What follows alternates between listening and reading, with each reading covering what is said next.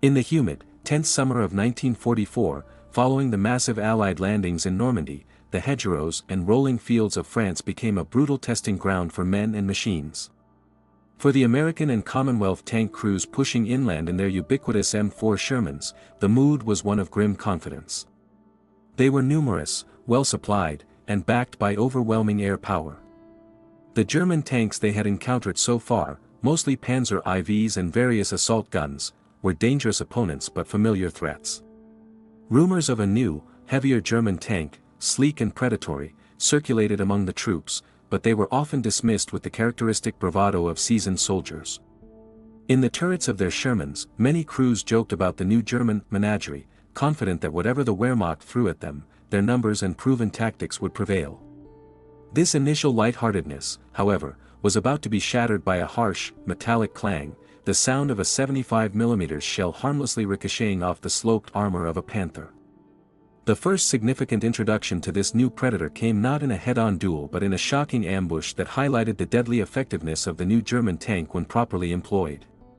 On the foggy morning of June 9, 1944, near the village of Bretteville-Orgueilius, a column of Panthers from the 12th SS Panzer Division, Hitlerjugend, rolled forward to counterattack the advancing Canadian forces. Many of the young SS tankers, some of whom had never seen real combat, were filled with ideological fervor and an unshakable belief in the superiority of their machines. Inside the steel hulls of their brand-new PzKpfw V Panthers, jokes were likely made at the expense of the Allied tin cans they were about to engage. They were the hunters, the apex predators of the battlefield, and this was to be their proving ground. What happened next was a brutal lesson in armored warfare. Concealed in well-chosen positions were Canadian Sherman Fireflies, a British modification of the standard Sherman equipped with a formidable 17-pounder high-velocity cannon. As the Panthers confidently advanced, the Fireflies opened fire. The powerful guns, specifically designed to defeat thick German armor, tore through the Panthers with devastating effect. Within minutes, the seemingly invincible German assault ground to a halt. 7 of the formidable steel cats were transformed into burning pyres, their ammunition cooking off in catastrophic explosions. The surviving German crews bailed out in horror and confusion, scrambling for cover, utterly baffled as to who, or what, had hit them. Their initial arrogance had evaporated in a wave of fire and shrapnel. The psychological impact on the elite Hitlerjugend division was immediate and profound. The German company commander, an officer named Ludemann, suffered a complete nervous breakdown in the aftermath of the battle and had to be evacuated to a hospital.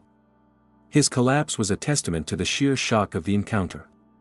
One of his fellow officers, recalling the event years after the war, captured the sentiment of utter despair that gripped them. "I could have cried with rage and grief then." The myth of the Panther's invincibility had been shattered on its very first major outing. This engagement served as a stark warning: while the new German tank was formidable, it was not unbeatable. For the Allies, it was a crucial, if sobering, victory. For the Germans, it was a bitter and humiliating introduction to a weapon that could meet their prized cat on equal terms. The laughter in the Sherman turrets may have faded, replaced by a grim respect, but the legend of the Panther, and the fear it would inspire, was just beginning. The grim reality that confronted Allied tankers after their initial, bloody encounters with the Panther was not a matter of German fighting spirit or tactical genius alone, it was a stark lesson in the cold, unforgiving physics of armored warfare.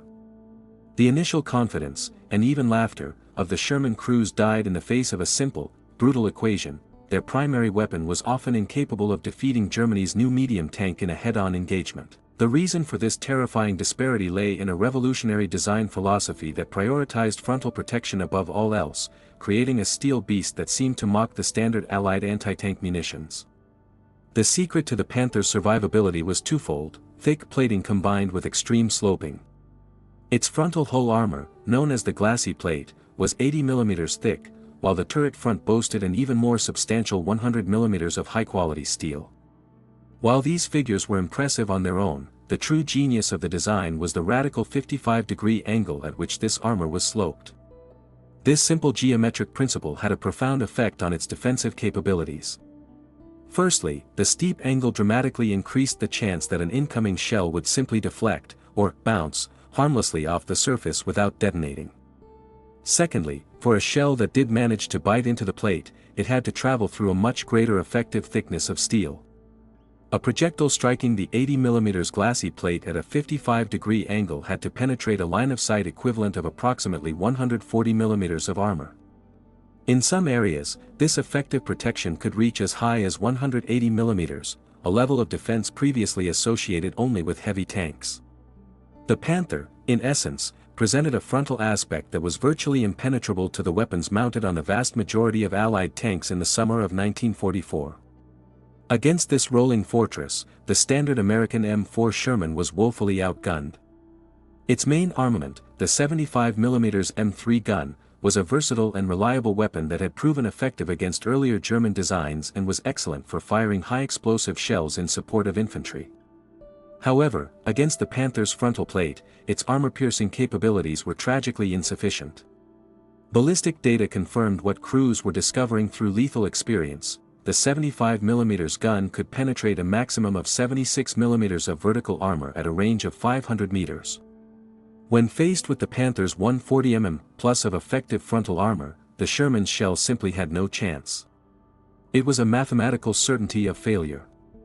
Even the upgraded 76mm high-velocity gun, introduced to later Sherman models specifically to counter the new generation of German armor, could not reliably defeat the Panther's glacis. While it offered a significant improvement and could penetrate the turret front or the thinner side armor, a direct, frontal confrontation remained a suicidal proposition. This technical impotence gave rise to a sense of fatalism and gallows humor among the American crews. A popular, albeit apocryphal, tale began to circulate through the tank battalions, a piece of wartime folklore that perfectly encapsulated their frustration. The story went that the Sherman's shells would ricochet off a Panther's sloped armor with such incredible force that, if fired from close range, they could bounce back and hit the very tank that fired them. While physically improbable, the myth served as a potent metaphor for the feeling of utter helplessness in the face of the German machine. It was a way of articulating a terrifying truth: their best weapon was not only ineffective, it was laughably so. However, the Panther's armor was not as infallible as it appeared on paper. A little-known fact, often overlooked in post-war analyses, was the significant degradation in the quality of German steel as the conflict wore on. Constant Allied bombing of industrial centers and growing shortages of critical alloying elements like molybdenum meant that the metallurgical integrity of the armor plates could vary dramatically. Even Panthers produced as early as 1943 were known to suffer from these problems. This resulted in armor that, while meeting thickness specifications, could be overly brittle. Instead of absorbing or deflecting a hit, a compromised plate might shatter or spall, sending deadly fragments of steel flying around the interior of the tank even without a full penetration. This inconsistency added a terrifying element of randomness to every duel. An Allied gunner might see 5 of his shells bounce harmlessly off a Panther's glacis, only for the 6th to strike a poorly manufactured section and cause a catastrophic failure. The Panther's armor was theoretically superior, but in practice, it carried a hidden, and often fatal, flaw. The transformation in the mindset of an American Sherman crew upon encountering a Panther was swift and brutal. It was a psychological journey that began with the confident, often dismissive humor of a well-equipped army and ended in a state of primal fear, tempered only by grim determination. The laughter that had echoed in the steel confines of Sherman turrets during the early days of the Normandy campaign quickly died out, replaced by the chilling silence of crews who had witnessed firsthand the futility of their 75mm guns against the German Predator. This evolution from arrogance to awe, and finally to a kind of superstitious dread, was not born of cowardice but of a rational and terrifying understanding of the technical mismatch they faced. The raw, visceral shock of a non-penetrating hit was a feeling seared into the memory of every tanker who experienced it. One American crewman vividly recalled the moment his world was turned upside down by a Panther's 75mm shell. The machine shuddered from a powerful impact. The second enemy shell ended up on my lap. It was so hot that it burned my gloves. This single, terrifying account encapsulates the entire psychological shift. The experience was not just one of being shot at, it was a profound violation of the perceived safety of their armored cocoon. The enemy's projectile didn't just dent the outside, it physically entered the crew compartment, a burning, metallic harbinger of death that had contemptuously shrugged off their tank's armor. For that crewman, the Panther was no longer an abstract threat or a piece of enemy hardware. It was a monster whose fiery breath could reach inside his sanctuary, a force that operated on a different level of lethality. Such events, repeated across the battlefields of France, stripped away the bravado and replaced it with a heavy, palpable fear. This dread was compounded by the tactics employed by the German tank commanders. The Allied crews quickly learned that they were not just fighting a superior machine, but often a cunning and experienced adversary. Frequently, the Germans resorted to tricks, one veteran remembered, describing how Panthers would use the terrain to their advantage, lying in wait in perfectly camouflaged ambush positions, holding their fire until the Shermans were at point-blank range where escape was impossible. This created an atmosphere of intense paranoia. Every tree lean, every darkened barn, every rise in the road could conceal a Panther. The psychological strain of advancing through the claustrophobic Normandy hedgerows, knowing that a single, unseen enemy could wipe out an entire platoon in minutes, was immense. The fear was not just of the tank itself, but of the unseen, patient hunter operating it. In the face of this overwhelming technological and tactical challenge, American soldiers did what they have always done: they resorted to gallows humor. A dark joke began to make the rounds, one that perfectly captured the blend of fear and fatalistic resolve that defined the tanker's experience. The anecdote told of a dialogue between a captured German Panther crewman and his American guard. "Is it true," the American asks, "that one of your Panzers is worth 5 of our Shermans?" The German, with a smirk, replies, "Actually, one Panzer is worth 10 of your tanks." Puzzled, the American guard asks, "Then how did you lose the war?" "Because," the German answers with a sigh, "you always brought 11 tanks." This joke was more than just a punchline, it was a psychological coping mechanism. It was a frank admission of the Sherman's individual inferiority while simultaneously reaffirming faith in the Allied doctrine of overwhelming force. It acknowledged the fear and respect the Panther commanded, but it framed the ultimate outcome as an inevitability. "We may lose the duel," the joke implied, "but we will win the war." This sentiment became a cornerstone of the American tankers' morale. They knew they were in a lesser machine, but they also knew they were part of a much larger, and ultimately more powerful, industrial and military engine. The humor was a way of staring into the abyss of their own vulnerability and finding the strength to keep fighting, confident that another Sherman, and then another, would always be there to take their place and press the attack. The laughter had ceased, but a grim, unyielding determination had taken its root. Faced with the grim and often fatal calculus of their tank's technical inferiority, American crews quickly realized that conventional, head-on duels with Panthers were a recipe for disaster. Survival, and indeed victory, demanded a radical shift in thinking. If their shells couldn't punch through the Panther's front, they would have to find other ways to kill the beast. This necessity sparked a remarkable wave of battlefield innovation, where cunning, deception, and the leveraging of overwhelming combined arms support replaced the simple doctrine of tank versus tank combat. The Sherman crews, unable to win a fair fight, simply refused to engage in one. One of the most spectacular examples of this asymmetric thinking involved a Sherman battalion that found itself stalked by several Panthers near the Normandy coast. Recognizing the futility of a direct confrontation, the American commander devised a plan of audacious ingenuity. Instead of engaging the German tanks in the fields and hedgerows where the Panther's long-range gun and thick frontal armor gave it a supreme advantage, the Shermans turned and retreated, acting as bait. They deliberately lured the overconfident Panther crews towards the sea, drawing them into a seemingly perfect trap. The German commanders, likely sensing an easy victory against a fleeing enemy, pressed their advantage, pursuing the Shermans until they were exposed on the open shoreline. It was then that the trap was sprung. The American battalion had coordinated with the Royal Navy, and as the Panthers rolled into the prearranged kill zone, the colossal guns of the British battleship HMS Nelson, lying in wait offshore, opened fire. The shattering roar of 16-inch naval guns was followed by eruptions of sand and steel as high-explosive shells, each weighing more than a small car, slammed into the German tanks. The Panthers, designed to withstand anti-tank shells, were simply obliterated by the sheer concussive force and explosive power of naval artillery. It was a brutal lesson: the Americans might not have the better tank, but they had the bigger gun, even if it was floating several miles away. When outside support wasn't available, the solution had to come from within. The American military responded to the Panther panic by developing a specialized variant of the Sherman, the M4A3E2, universally nicknamed the Jumbo. This was not an attempt to outgun the Panther, but to outlast it. The Jumbo was a standard Sherman up-armored to an incredible degree, with thick steel plates welded onto the hull and a new, heavily reinforced turret, making its frontal protection even stronger than a Tiger II's. It was designed to lead assaults, absorb punishment that would destroy a normal Sherman, and draw enemy fire. The psychological effect of this fortress on tracks was perfectly illustrated in one memorable encounter.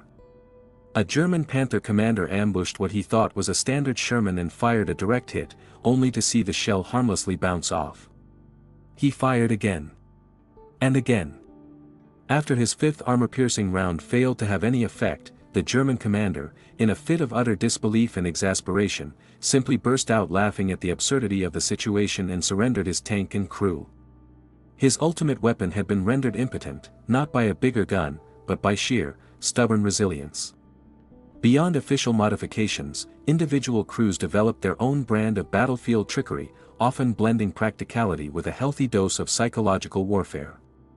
The practice of piling sandbags on the hull and turret became widespread, though its actual effectiveness at stopping a high-velocity shell was dubious at best. Yet, it served another purpose: camouflage and confusion. This spirit of deception was immortalized in a legendary, though likely apocryphal, dialogue said to have occurred between a cleverly disguised Sherman and an inquisitive Panther. The story goes that a Sherman, so heavily laden with sandbags and foliage that it was barely recognizable, found itself face to face with a Panther. The German commander, peering through his sights, called out, "You wouldn't happen to be an American M4A3E8 Sherman tank?" From the pile of sandbags, a muffled American voice replied, "Goodness no, I couldn't even pronounce that." "Then what are you?" the confused German asked. "I think it's obvious," the American shot back. "I'm a pile of sandbags." Whether true or not, the tale perfectly captures the essence of the Sherman crew's new philosophy.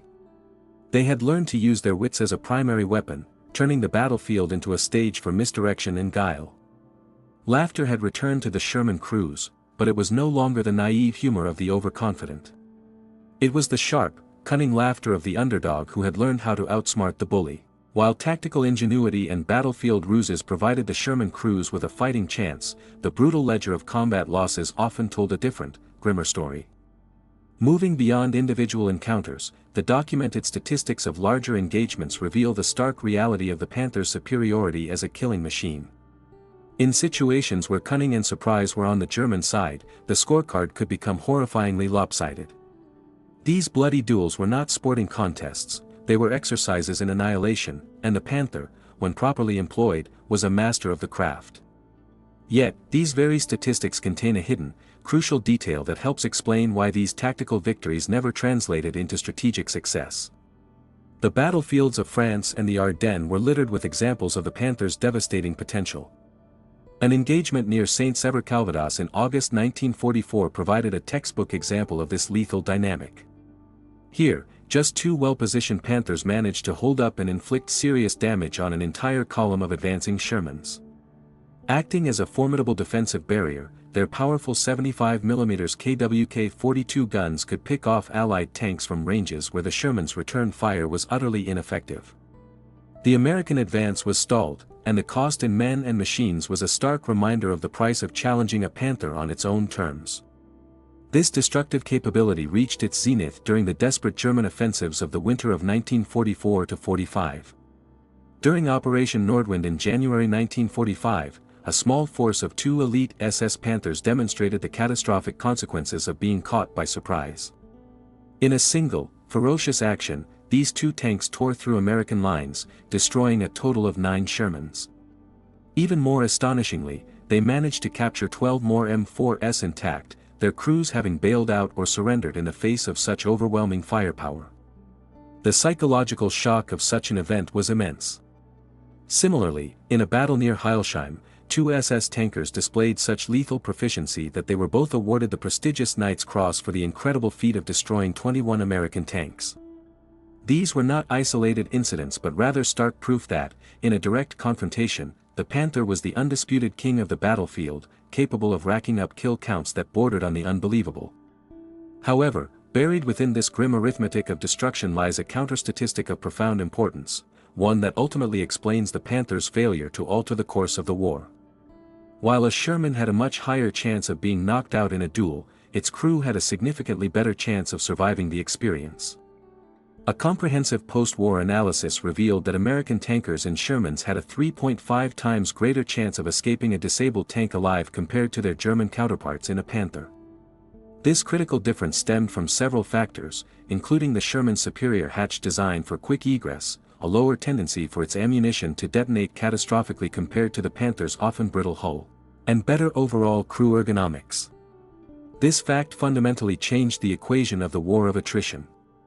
When a Panther was destroyed, its highly trained, veteran crew was very often lost with it. The loss was absolute. A state-of-the-art machine and an irreplaceable five-man team were permanently removed from the German order of battle. Conversely, when a Sherman was knocked out, its crew frequently survived. Shaken but alive, these experienced men could be assigned a new tank, drawn from the vast American industrial reserve, and be back in the fight within days, their hard-won combat knowledge intact. The Germans were winning the duels but losing the war. Each destroyed Panther was a step towards defeat, while each surviving Sherman crew was a resource preserved to fight again. The bloody statistics showed that the Panther could kill tanks with terrifying efficiency, but the Allies' ability to save their crews proved to be the more decisive factor in a long, grinding war.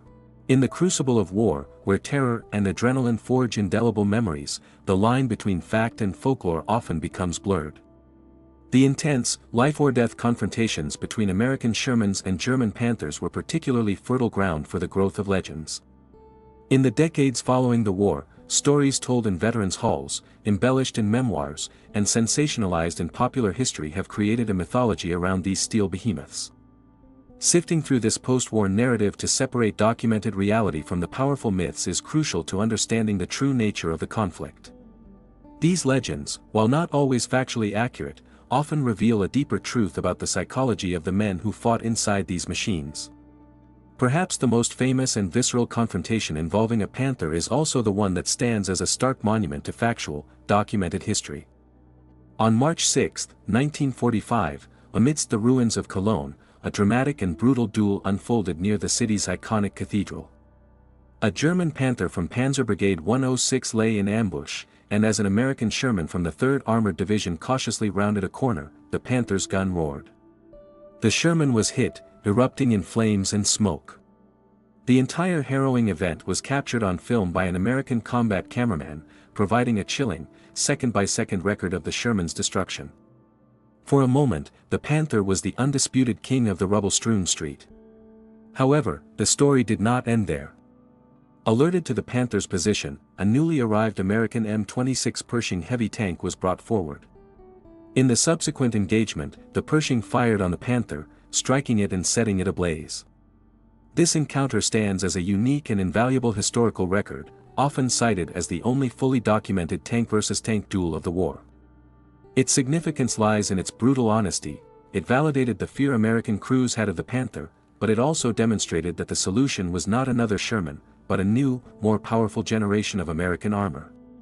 While the Cologne duel is a matter of public record, many other tales belong firmly to the realm of urban legends, illustrating the immense psychological pressures of armored warfare.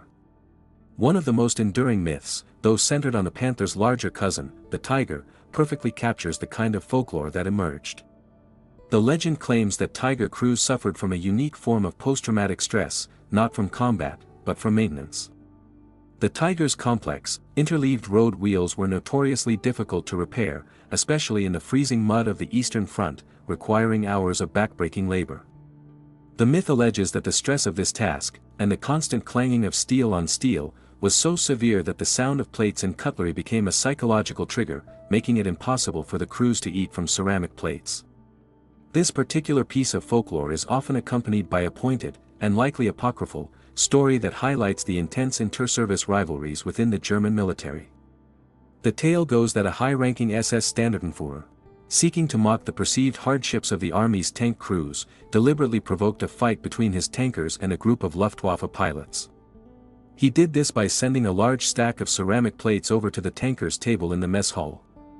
This calculated insult, a direct jab at their supposed plate PTSD, was intended to belittle the ground pounders in front of the supposedly more glamorous airmen. The result, as the story goes, was an immediate and violent brawl. Whether based on a kernel of truth or entirely fabricated, these legends served a purpose. They were a way for soldiers to articulate the unique and often invisible stresses of their duties, transforming the grit, grime, and mechanical frustrations of their daily lives into a shared, legendary narrative of suffering and resilience. They were the human response to an inhuman reality, a mythology born from mud and steel. Beyond the cold analysis of armor thickness and muzzle velocity, the confrontation between the Sherman and the Panther was, at its core, a profoundly human drama. Inside every one of these steel beasts was a crew of young men, bound together by duty and terror, whose survival often hinged on a razor's edge of luck, a split-second decision, or the simple mechanics of an escape hatch. The technological conflict was fought by individuals, and their personal stories, often fragmented and harrowing, reveal the true cost of this armored warfare, stripping away the mythology to expose the flesh and blood within the machine. For the German crews of the Panther, their tank's technical superiority was a double-edged sword. It bestowed a sense of power and confidence, but it could not grant them invincibility. The line between life and death was often cruelly arbitrary. In one documented case, a Panther commander, needing a clear view of the battlefield, a vital necessity that the tank's limited periscopes could not provide, made the fateful decision to poke his head out of the turret hatch for a better look. In that fleeting moment of vulnerability, a stray piece of shrapnel or a sniper's bullet found its mark, killing him instantly. His crew, suddenly leaderless and blind, was left to fend for itself. His story was a common one, a testament to the fact that a tank, no matter how powerful, was only as safe as its most exposed crewman. In stark contrast is the story of another Panther commander named Germany, whose survival was owed not to skill or bravery, but to a simple oversight. During a chaotic engagement, his tank was struck and disabled. As flames began to fill the crew compartment, panic set in. Yet, Germany managed to escape the inferno. He survived for one simple reason: in the heat of the preceding battle, he had neglected to properly lock his commander's hatch. What would have been a breach of standard procedure in a training manual became his miraculous ticket to life. While his comrades may have perished inside the burning hulk, a moment of carelessness allowed him to be thrown clear by the force of an internal explosion, a random act of fate that spared him from the fiery tomb that his superior machine had become. To truly understand the human cost, one must imagine the final, terrifying seconds inside a stricken Panther, a scene that played out countless times across the battlefields of Europe. The world outside vanishes, replaced by a deafening, violent concussion as an Allied shell finds a weak point. The immediate aftermath is a sensory nightmare of darkness, the acrid smell of burning paint and cordite, and the sudden, searing heat of an internal fire. This is the moment where the machine dies and the human struggle for survival begins. Inside this steel coffin, chaos reigns. The gunner, his station now a tangle of burning wires, desperately claws his way towards an escape hatch, his path blocked by a wall of flame. He pushes through, his uniform igniting, driven by a primal instinct that overpowers the searing pain of his burns. In the driver's seat, the mechanic frantically attempts to restart the engine. The starter groans, a futile, dying sound in the roaring inferno. The tank is dead, immobile, a sitting duck. He knows it is hopeless. But his training, his last shred of hope, forces him to keep trying. And in the turret, the commander, perhaps wounded, perhaps simply stunned by the violence of the impact, has a moment of terrible clarity. He hears the screams of his crew, he feels the heat intensifying, and he understands with absolute certainty, this is the end. As this horrific internal drama reaches its climax, a new sound penetrates the chaos from the outside, the distinct, growing roar of multiple Sherman engines. The Americans are coming. They are not approaching to take prisoners, they are closing in to finish the job, to pump more shells into the crippled Panther until it is utterly consumed by fire. For the men trapped inside, this sound is the final, terrifying confirmation that their war is over. The appearance of the Panther on the battlefields of Normandy was more than just a tactical problem for the Allies, it was a profound technological shock that triggered a desperate and accelerated arms race.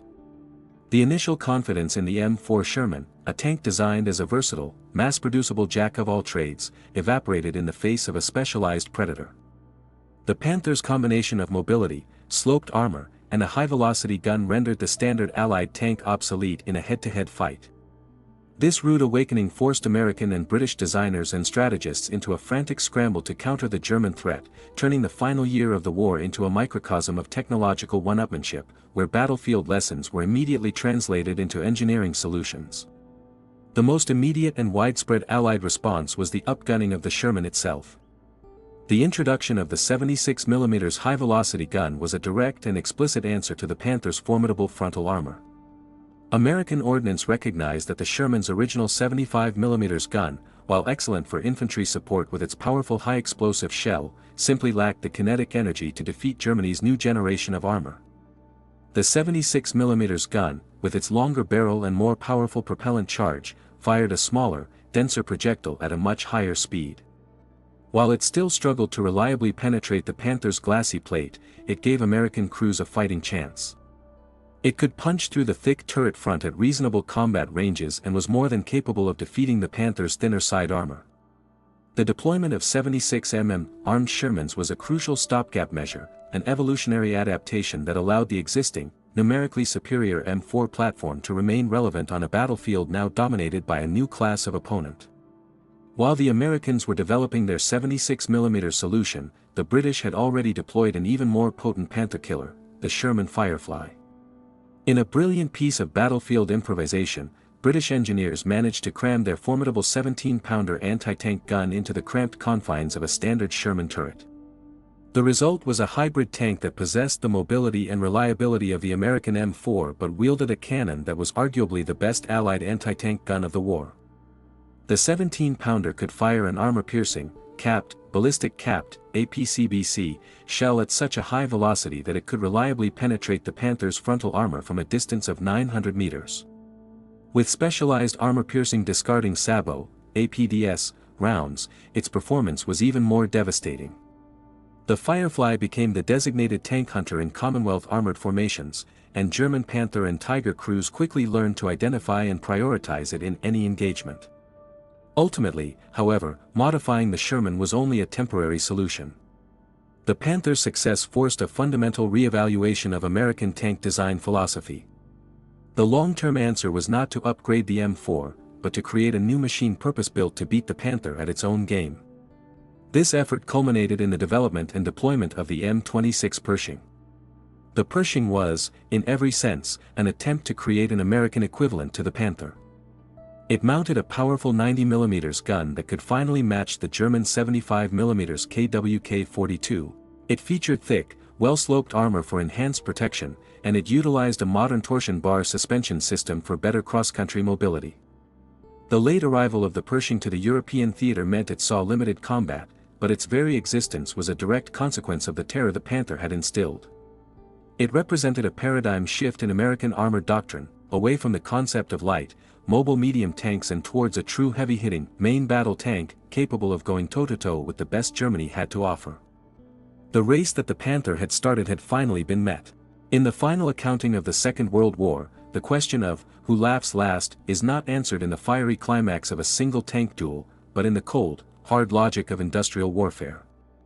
While the German Panther was, on a one-to-one basis, a technologically superior fighting machine that had brutally silenced the initial laughter of Sherman crews, it was ultimately a masterpiece of engineering that proved strategically irrelevant.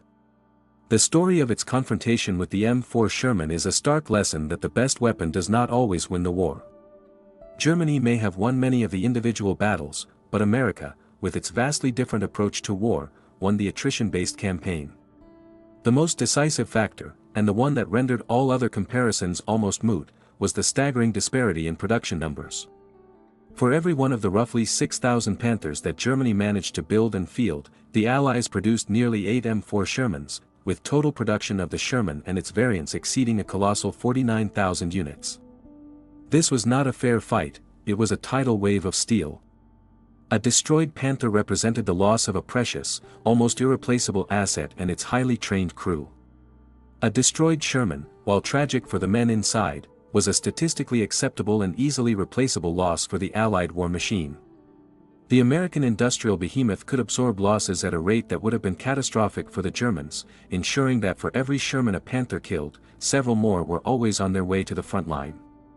This war of numbers was compounded by a fundamental difference in design philosophy that had profound logistical consequences.